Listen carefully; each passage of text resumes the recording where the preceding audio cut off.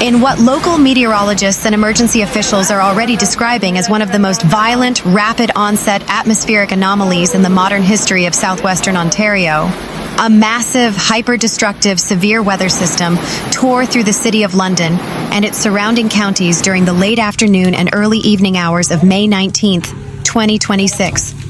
Packed with relentless straight-line wind gusts, exceeding 120 kilometers per hour, blinding sheets of torrential downpours, relentless cloud-to-ground lightning bombardments, and radar-indicated tornadic rotations, the storm left an unprecedented swath of destruction across the municipality.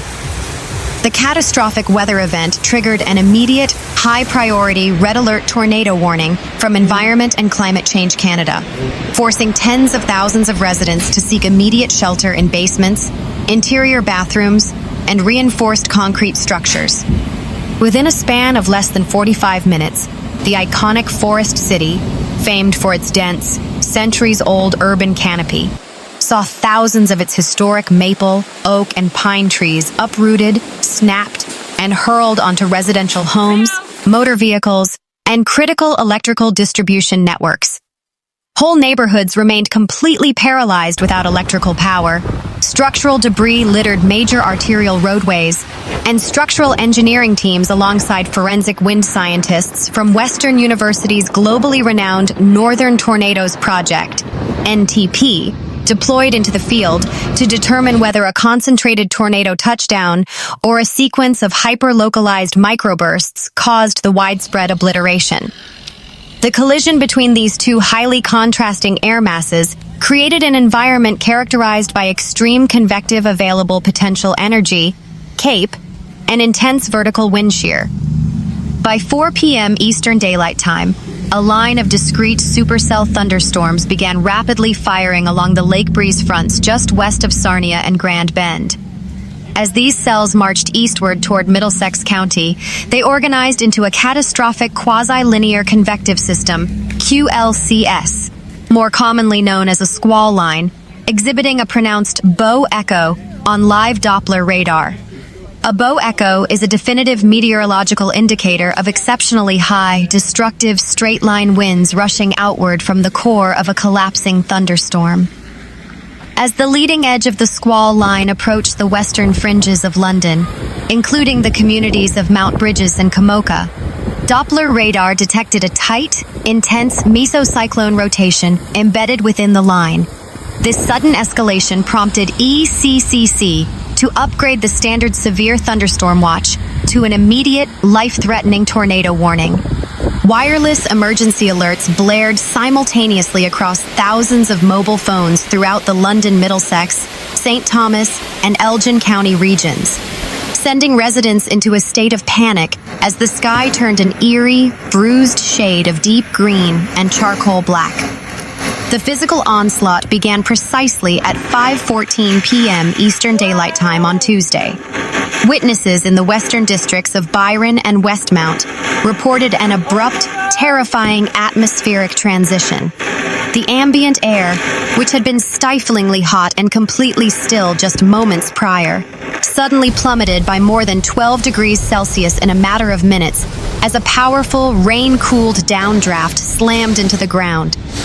Blinding rain, completely horizontalized by gale-force winds, instantly reduced driving visibility on major thoroughfares like Wonderland Road, Warncliffe Road, and Fanshawe Park Road to absolute zero.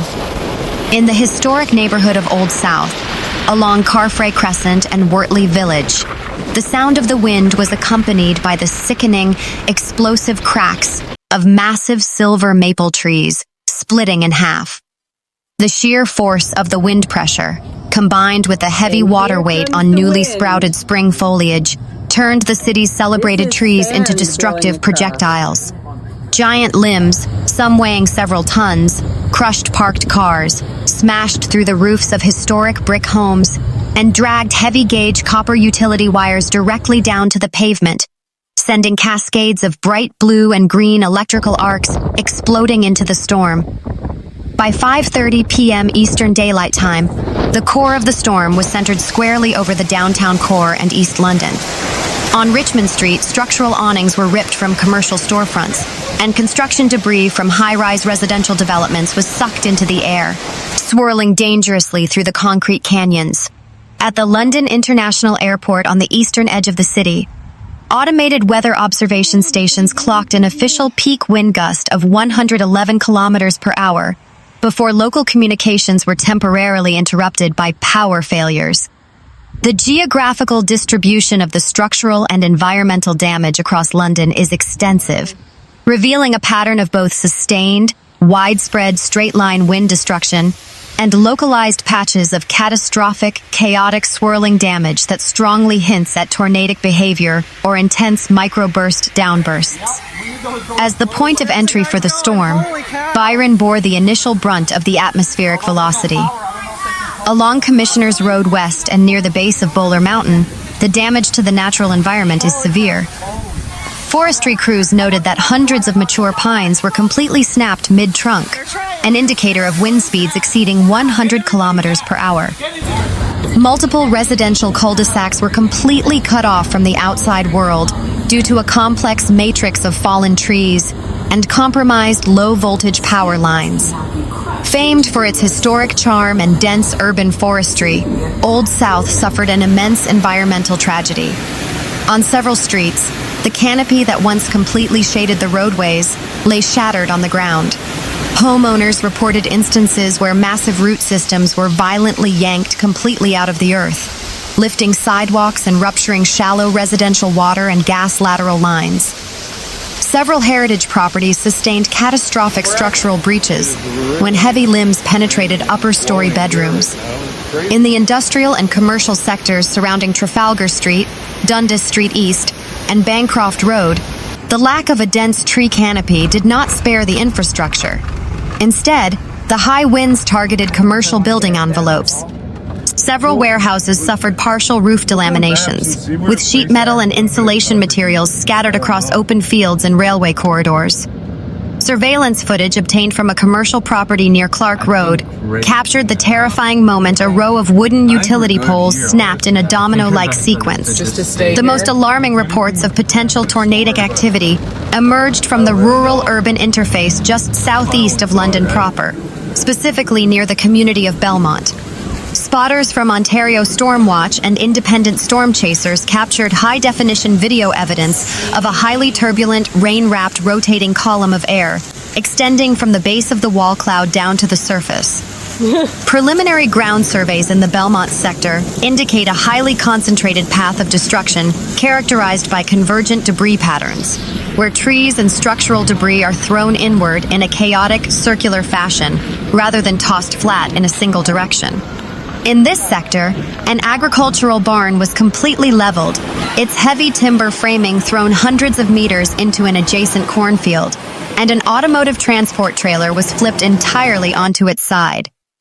London Hydro reported that more than 45,000 customers, representing nearly one-third of the entire city, were completely plunged into darkness. The municipal utility provider's automated outage map lit up entirely in red, indicating widespread substation failures and severed primary transmission lines.